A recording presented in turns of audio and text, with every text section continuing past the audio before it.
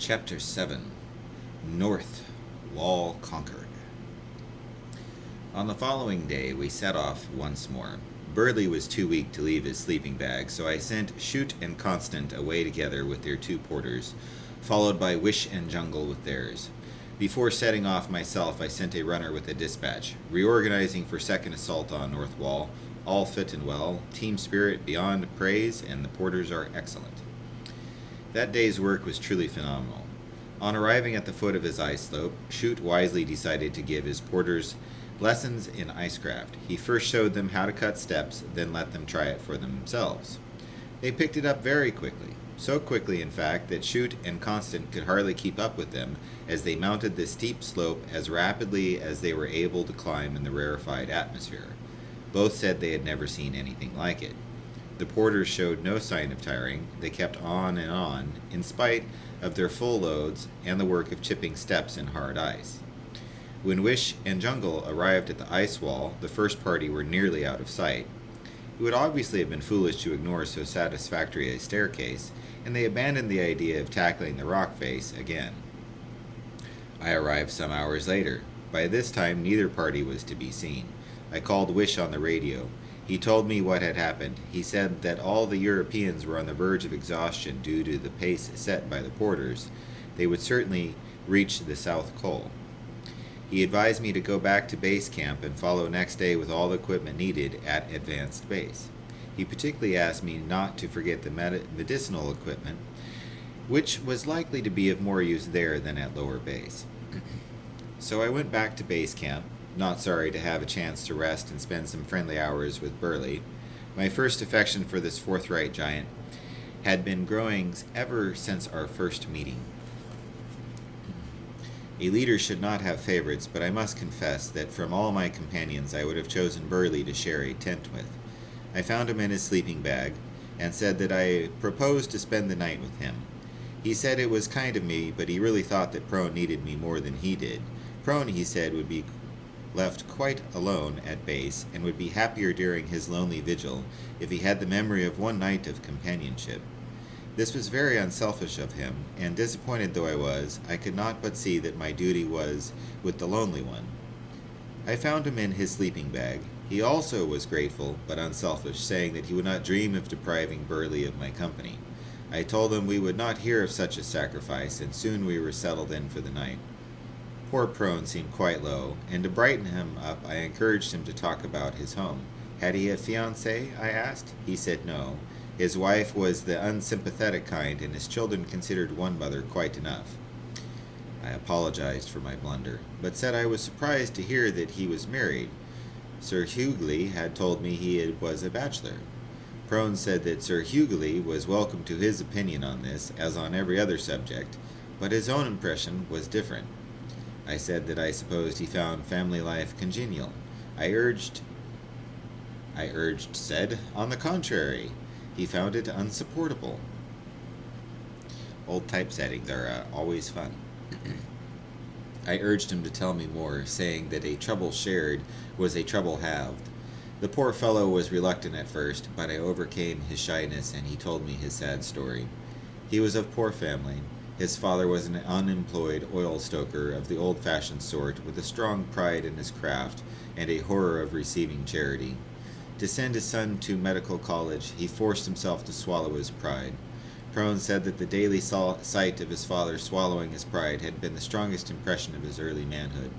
Not only did his father swallow his pride, he wore it to the bone for the sake of his son, drawing benefit from 6 different charities under 8 different names, writing, begging, threatening, and anonymous letters, picking pockets, robbing mail vans and women's handbags, burglaring houses, taking toffee from children, and writing penitent articles for revivalist journals. Such willing and grinding sacrifice had inspired young Prone to dedicate himself to the fulfillment of his father's desire. He resolved that no obstacle should prevent him from attaining the distant goal of a GP. After many years of devoted study, his ambition was achieved. To provide the money for his purchase of a practice, his father made the final sacrifice, accepting the honorary treasurership of a charitable organization which offered unlimited scope for embezzlement. Prone became a practicing doctor. His His very first patient was a widow suffering from acute horror and ambivalence due to reading her small son's comics. She hated the young doctor at first sight and made up her horrible mind to marry him. She told him that unless he took her to wife, she would accuse him publicly of having mislaid her medical card. Rather than risk disgrace and shattering his father's dreams, Prone consented. They were married at Gravesend on Halloween. His married life had been a long martyrdom. His wife, he said, was a fiend in human shape. A gracious lady to the outside world, she was a devil to him. The things she did were too horrible to be mentioned. Their children, who numbered 8, and 1 to come, were fitting offspring of such a monster, each more loathsome than the last, the one to come being, by process of extrapolation, truly ghastly in his imagination. Nobody, said Prone, could possibly have the faintest idea of what he had gone through. His Saturday afternoons were nightmares. I was deeply aggrieved by this pathetic story. I told Prone that he had my full sympathy and offered my help in any way which might be of use to him. He said that was very kind of me. As a matter of fact, there was one little thing I could do. He wished to test an anti-pester serum. Did I mind if he tried it on me? Naturally, I was glad, and both at his change of his mood and of my chance to be of use to him. He got out his hypodermic syringe and gave me a large injection. He told me afterwards that he was quite satisfied with the result. The effect was to send me to sleep at once, so ended the only heart-to-heart talk with which I was able to have with Prone. Next morning I rose late, feeling for some reason quite below par. I had the task of organizing the porters in Constance's absence, without understanding a word of their language. Luckily, the equipment was already prepared. All I had to do was to get a hold of the porters one by one and lead them to their loads. It turned out, however, that they had their own ideas as to who was to carry what, and a great deal of confusion resulted. We were just ready by lunchtime, when of course they all went off to eat. After lunch, it all had to be gone through again, and it was quite late when we were at last ready to move off. I had difficulty in persuading Prone to allow the medical equipment out of his hands, but he finally agreed to let me take it after taking out anything which he himself might need. We had a long discussion about whether the champagne, which of course was part of the medical equipment, should be taken to the South Col. We compromised by leaving one case behind. He needed it particularly, he said, as he was about to contract anemia. Burley was unable to give me any help, being still sleeping bag ridden, but he appeared, good fellow that he is, to see me depart. He was disturbed when he saw that I had the medical equipment. He had not realized it was going to the South Col. We set off, after I had taken an affectionate farewell of Prone and gone only a little way when Burley overtook us. He did not like, he said, to see me going off alone, and he was suddenly feeling much better. He decided to accompany me. He would, he said, be able to acclimatize more quickly on the Col. I was both impressed by his fortitude and touched by his consideration. It may have been due to his kindness that I felt homesick that morning. I told Burley about my family and friends and showed him some photographs when we halted. The dear fellow was quite gruff. One might almost have said rude. He, too, was evidently feeling the pull of home and found it difficult to hide his feelings. I put a friendly hand on his shoulder, and he gave a little snort. That snort told me more than words could have expressed. I suspected that his decision to accompany me had been wrung out of him by a desire for my companionship, and that he wished to say something to me but could not find the words. So I told him kindly, "Is there anything you want to tell me, old chap?" He said, "Don't be a bloody fool," which I thought was eloquent of the dear fellow's state of mind. The rest of the day was a trudge up steps already cut in the steep ice. Fixed ropes has been put in the more difficult places, and we had little to do but mount the steadily, maintaining the rhythm which was so necessary to high-altitude climbing. In spite of their heavy loads, the porters showed no tendency to fall behind. They were doing splendidly. In the late afternoon, we strode up the last gentle slope to advanced base. There was no sign of life, but as we drew near, the sound of loud snores from the 4 tents told us that our companions and their porters were recuperating after their strenuous efforts of the previous day. We lost no time in pitching our tents, and soon Pong was busy over the pressure stoves. How he came to be at advanced base I was unable to decipher.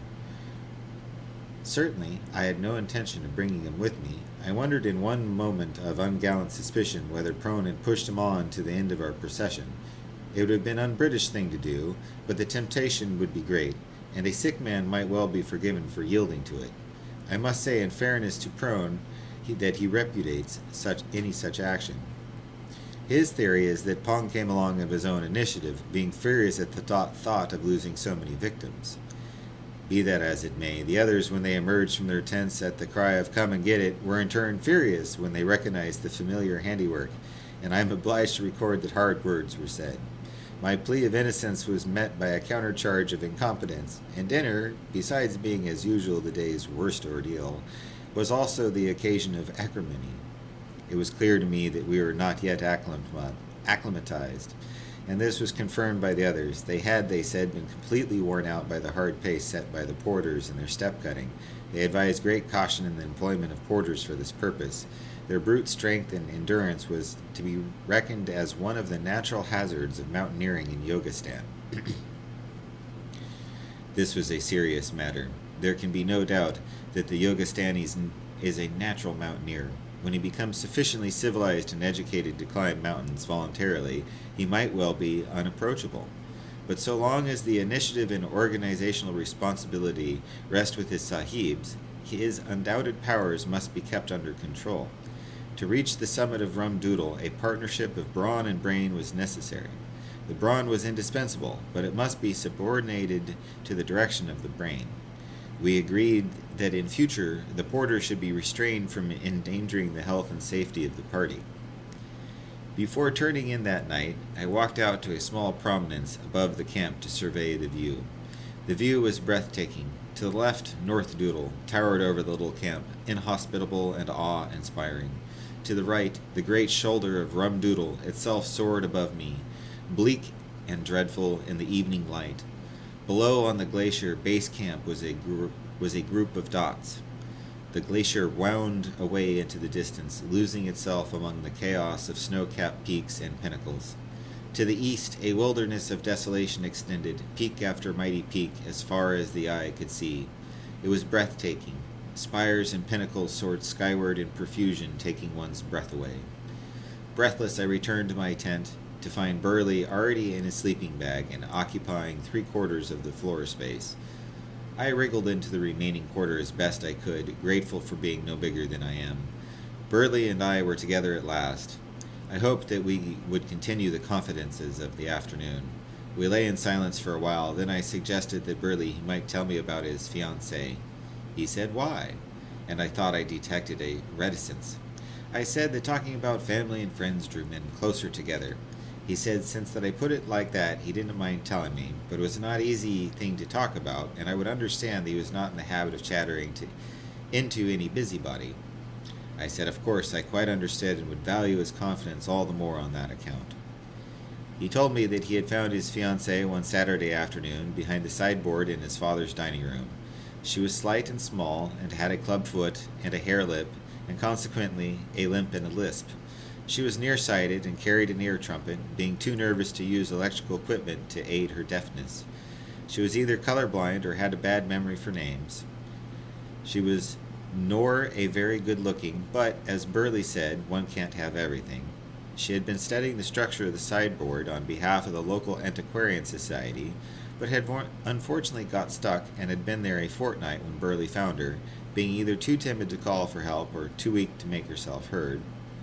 Burley had rescued her single-handed, and this had been the turning point of his life. He had, he said, realized at last his boyhood dream of rescuing a maiden in distress, and felt bound to fall in love with her. This he had done. She had, he said, many admirable qualities, which were none the less admirable for being hidden from the casual view.